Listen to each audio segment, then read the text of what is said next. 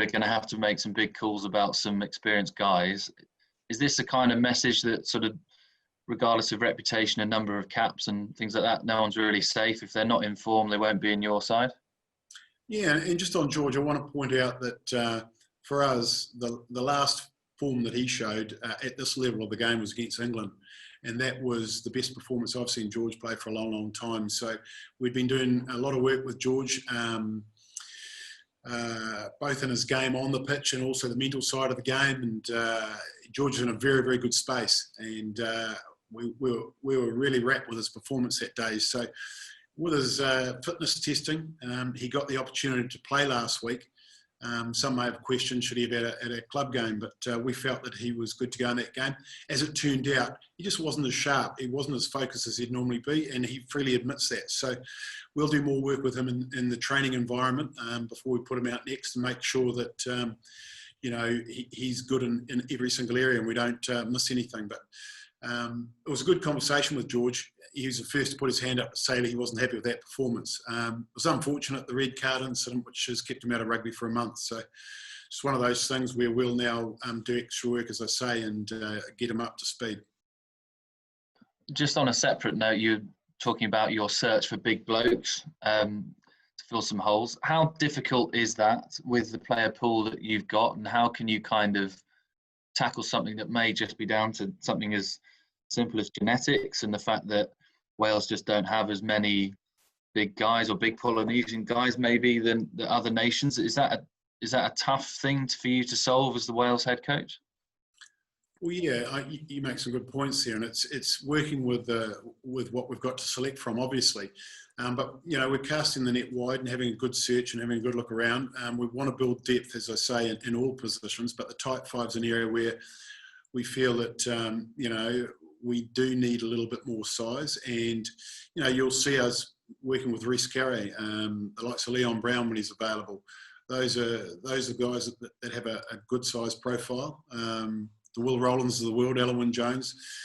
But we've got to make sure that we're still looking for others, and we're making sure that pool and the depth is there. Samson Lee came back. He's not the biggest bloke going around, but I thought he scrummaged very, very well. So we've just got to make sure that everybody is working hard, and we're getting as many players up to the level of Test rugby that's required. And I think,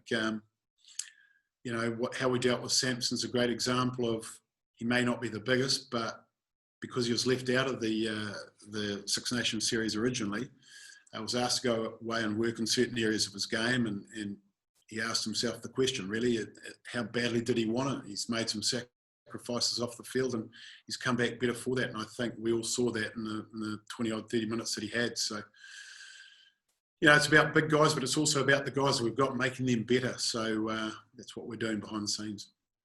Thank you. Hi Wayne, it's Alex here. Just on George, I mean, is this the toughest call you've made since you've been head coach? And given that he hasn't played a lot of rugby, was it maybe a bit harsh considering he's only just come back? It was quite an easy call, really. And we, as I say, I had a good chat with George the evening before we named the team. So, we had plenty of time to rethink it if we wanted to. But the fact of the matter that George was across it, we selected him, and we're all on the same page in selecting him. Not every selection comes off, and on this particular occasion, George didn't play his best game of rugby. Simple as that. Was it a hard decision to leave him out? No, it wasn't, because of what we've talked about. Will he have the ability to play his way back into the team? He will, because of what we do in training and the live stuff that we go through. So, it's one of those things where just the red card timing was unfortunate for George. And as I say, you don't get every selection bang on every single time. And just lastly from me, you touched earlier about sort of some of the fitness of the players. They may be at different stages due to COVID and that sort of thing, and how that's impacted your selection. Could you just sort of expand on that? Because this is unique circumstances, admittedly, but Wales have always been like one of the fittest teams around. Could you just maybe expand on that point? Yeah, so you look at every nation was in the same boat. They had months working from home. Some people would have been in better home environments than others. Everybody's, situation away from the game is slightly different. some, depending if you're a younger player, you've had experience at, working on your own. Most of our guys haven't. They've come through academies, some of these younger guys, and some have come in probably not in the best shape possible.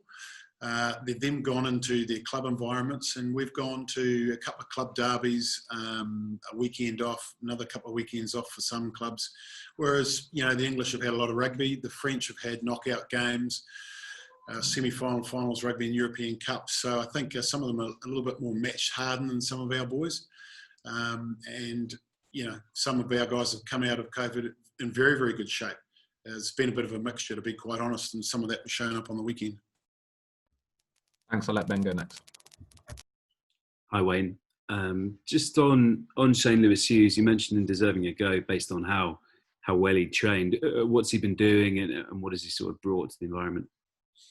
I'll use the words of Alan Wynne-Jones when he spoke to me, and he said, "I've been waiting 15 years for someone like Shane to come along." So that would indicate that he's seeing a young Alan Wynne-Jones. So it's a pretty high praise coming from our captain. But if you look at Alan Wynne and what I've described there in terms of his preparation, the way he trains, the way he reviews and previews his opposition, Shane Lewis-Hughes is a clone. I can't say any more than that, really, from what I've seen so far. He's been leaving the team room at about 9:30, 10 o'clock each night. He's doing his homework. He is doing everything Alan Wynne-Jones does. And he's sort of taken him on as a bit of a project, really.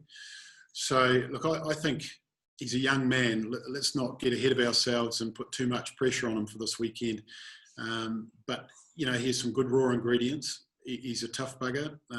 He throws himself about at training, and he's willing to learn. So I think he's very coachable.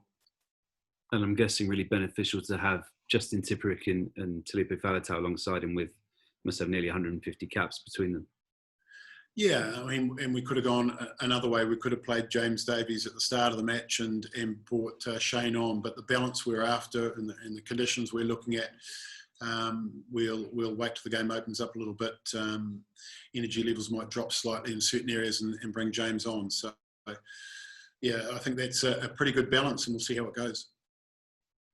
And just finally, Warren Gatland was talking yesterday about the sort of extra scrutiny that comes with Test rugby and how hard it is to sort of develop game plans and things like that under that scrutiny. How are you finding it, and how are you progressing, do you think?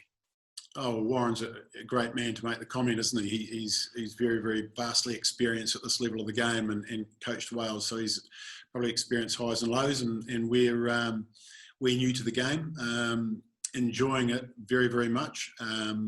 Obviously, there's a lot more pressure than coaching your club game. We're well aware of our record, like everybody is, and what I can say is we're very focused. We're very determined to follow a path, and that leads to the World Cup in 2023, and everything we do is based around being successful there. So we will try our utmost to win every game of rugby that we play. And we know that the public in Wales are thirsty for winning rugby. So we'll try to dish that up this weekend and continue to do that. But we're very focused, and Warren makes valid points. Thanks. Thank you. Hi, Wayne. David Facey. Can I just go back to Alan Wynne and ask you, he's got a relatively new second row partner, somebody new in the back row. How much easier it is to bring people like that in? Because Alan Wynne-Jones is still there and there to help them settle in. Well, it's, as a lot of guys in that squad have probably played their first games with Alan Wynne in the side, all of them pretty much, I would imagine. Look, it's fantastic.